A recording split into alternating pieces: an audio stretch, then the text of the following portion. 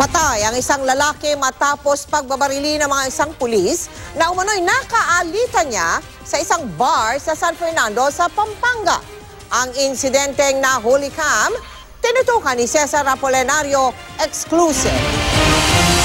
Makikita sa CCTV si Heron Marin kasama ang 6 na taong gulang na anak, isang kapatid at pinsan, palabas sa isang bar sa San Fernando, Pampanga.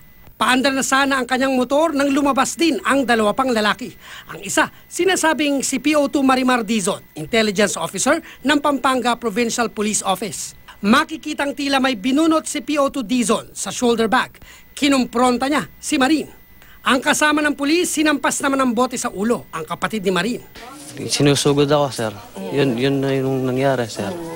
Kaya tapos pinutukan yung kuya ko, sir. Bago pa makababa ng motor si Marin, tumumba na siya dahil daw sa tama ng bala sa hita. Kinaladkad pa siya ni PO2 Dizon sa tapat ng bar. Sa ko naman po, nung nakita ko yung pinsan kong naputukan. Mga ilang beses pinutukan? 2 po. Pumasok po ako doon sa restaurant para tawagin yung mga barangay na umiinom doon. Habang inaano yung kuya ko na baril na, sir, sinusuntok pa siya. Inaano pa siya. Binugbog pa? Oo, sir. Makikitang inuundayan ng suntok ang biktima. Ayon sa kapatid, binaril ulit ni PO2 Dizon ang kapatid sa isa pang hita, kaya agad daw siyang lumapit. Dito dinala ng suspect ang biktima at dito mismo nangyari ang pamamaril at yung mismong pulis ay doon nagkatrabaho. Walking distance lang niya yung pinangyarihan ng krimen. Makikita pang inalalayan niya ang kapatid pero muli siyang pinagsusuntok ng lalaki. Dito na dumating ang responding pulis. Pinasuko ang baril ni Dizon.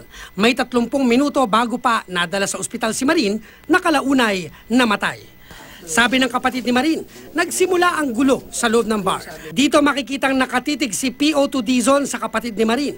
Para iwas gulo, nilapitan nito ang pulis at nakipagkamay para humingi pa ng dispensa. Pinuntahan namin si Dizon sa kulungan pero tumanggi siyang magbigay ng pahayag.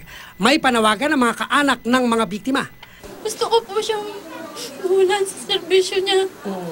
Gusto ko po siyang maulong lang habang buhay. Panawagan po ako kay Mr. President Duterte. Tulungan niyo po kami.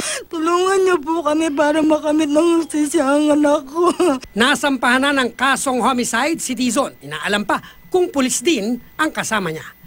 Ang sabi, nagagawan sa baril, pero hindi pa rin namin makonfirm yun. Kasi nga magkabila nga yung hita, maaaring hindi rin pwedeng accidental lang yan. Alam mo ba magdala ng baril at dadalhin sa loob ng bar? Tuloy, bawal talaga sa amin minom sa bar. Cesar Apolinario, Nakatutok, 24 Oras.